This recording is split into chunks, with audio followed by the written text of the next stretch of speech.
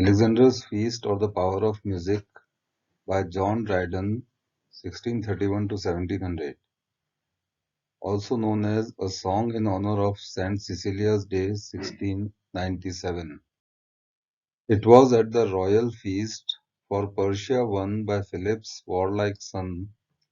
Aloft in awful estate, the godlike hero sate on his imperial throne. His valiant peers were placed around, their brows with roses and with myrtles bound. So should desert in arms be crowned.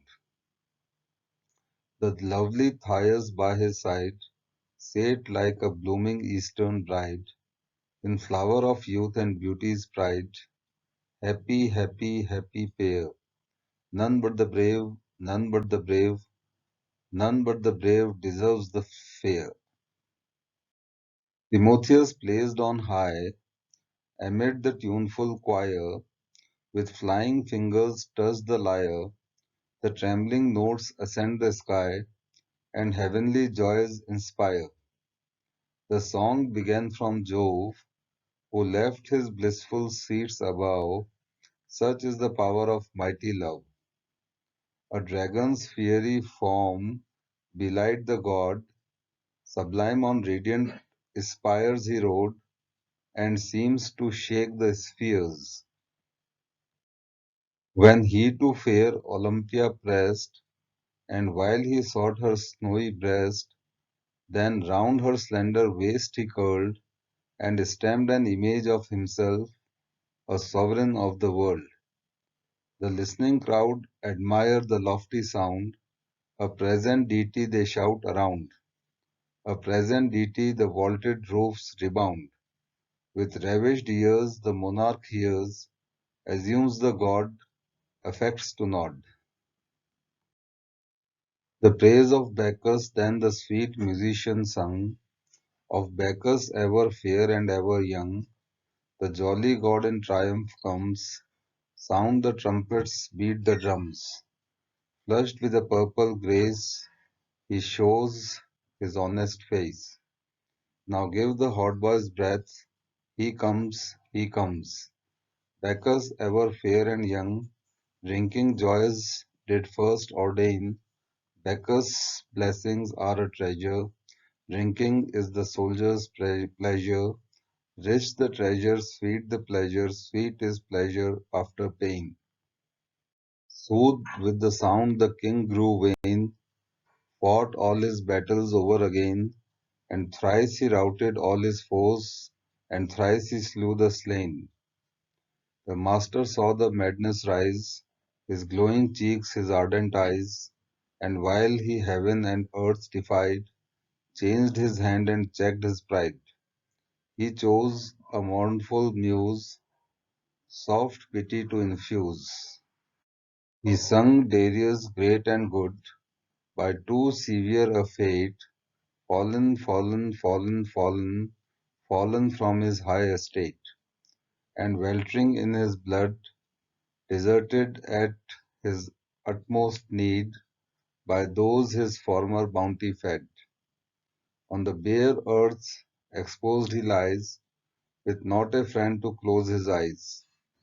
With downcast looks the joyless victor sate, revolving in his altered soul the various turns of chance below, and now and then a sigh he stole, and tears began to flow. The mighty master smiled to see that love was in the next degree. 'Twas but a kindred sound to move, for pity melts the mind to love. Softly sweet in Lydian measures, soon he soothed his soul to pleasures. War, he sung, is toil and trouble, honor but an empty bubble, never ending, still beginning, fighting still and still destroying. If the world be worth thy winning, think, oh think, it worth enjoying. Lovely Thais sits beside thee, take the good the gods provide thee. The many rend the skies with loud applause, so love was crowned, but music won the cause. The prince, unable to conceal his pain, gazed on the fair who caused his care, and sighed and looked, sighed and looked, sighed and looked, and sighed again. At length with love and wine at once oppressed, the vanquished victor sunk upon her breast. Now strike the golden lyre again, a louder yet, and yet a louder strain, break his bands of sleep asunder, and rouse him like a rattling peal of thunder. Hark, hark! The horrid sound has raised up his head, as awaked from the dead, and amazed he stares around. Revenge, revenge, Timotheus cries. See the furies arise. See the snakes that they rear, how they hiss in their hair, and the sparkles that flash from their eyes. Behold a ghastly band, each a torch in his hand. Those are Grecian ghosts that in battle were slain, and unburied remain, inglorious on the plain. Give the vengeance due to the valiant crew. Behold how they toss their torches on high, how they point to the Persian abodes, and glittering temples of their hostile gods. The princes applaud with a furious joy, and the king seized a flambeau with a zeal to destroy. Thias led the way to light him to his prey, and like another Helen fired another Troy. Thus long ago, ere heaving bellows learned to blow, while organs yet were mute, Timotheus to his breathing flute and sounding lyre could swell the soul to rage, or kindle soft desire.